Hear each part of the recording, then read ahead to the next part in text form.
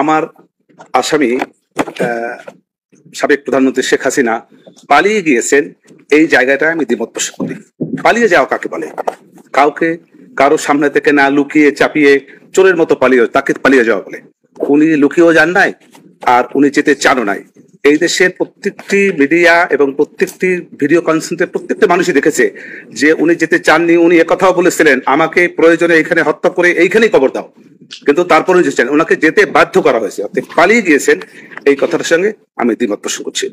আরেকটি কথা বলেছে যে বিচারে এসে, যেমন আরেকজন রাজনৈতিক নেতার প্রসঙ্গ তুলে বলেছেন যে উনি বলেছিলেন যে সাহস থাকলে আসেন, বিচারে এসে মুখোমুখি হয়।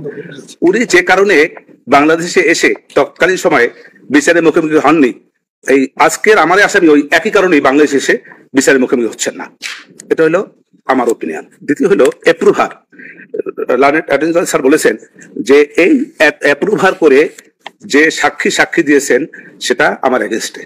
এই জায়গাটা আমার বক্তব্য যে এই আইজিপি সাহেব যে অ্যাপ্রুভার ডিক্লেয়ার করেছেন সে নিজে বাঁচার জন্য একটি অপকৌশল, অন্যের উপরে দায় চাপিয়ে নিজে বাঁচার একটি অপকৌশল। অতএব এই আইজিপি সাহেবের যে বক্তব্য, সেটার দ্বারা তার যে বক্তব্যে আমাকে দায়ী করা হয়েছে, এই দায়ীটাকে গ্রহণযোগ্য না করার জন্য মাননীয় আদালতের কাছে আমার নিবেদন।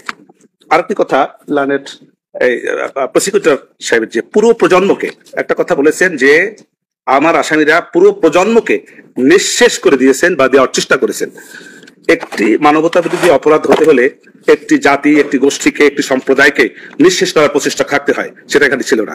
যেমন ছিল হিটলারের, তার প্রচেষ্টা ছিল যে ইহুদিদের যা পৃথিবী থেকে ধ্বংস করে দেওয়ার একটা চেষ্টা ছিল, এবং সেই তারই নিমিত্তে সে হাজার হাজার ইহুদিদেরকে ধ্বংস করেছিলেন।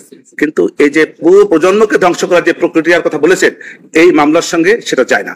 অতএব এই আমার আসামিরা এরকম কোন পুরো প্রজন্মকে ধ্বংস করেছেন বা করার চেষ্টা করেছেন, এই বক্তব্যের সামনে দ্বিমত পোষণ করছি। আরেকটি কথা, যে ন্যায় বিচারটি হলো যেমন রাষ্ট্র ন্যায় বিচার চাবে, আমি আসামি পক্ষ, আমিও ন্যায় বিচার চাই।